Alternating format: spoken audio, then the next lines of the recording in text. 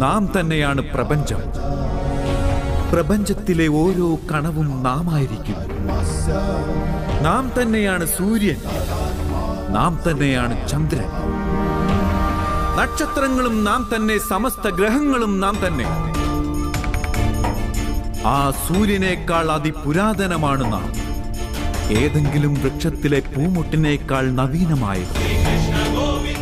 നാം തന്നെയാണ് സമസ്ത മനുഷ്യകുലവും. സ്വർഗവും നരകവും ഏന്തിയിരിക്കുന്ന മഹാശക്തിയും നാം തന്നെ. നാം തന്നെയാണ് ഈ ദുര്യോധനൻ. ഈ അർജുനനും നാം തന്നെയാണ് പാർത്ത.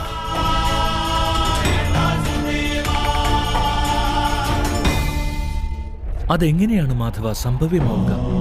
അങ്ങയുടെ ജന്മമാകുന്നത് നിരവധി പേർ അവരുടെ ജീവിതകാലത്ത് ദർശിച്ചതാണ്.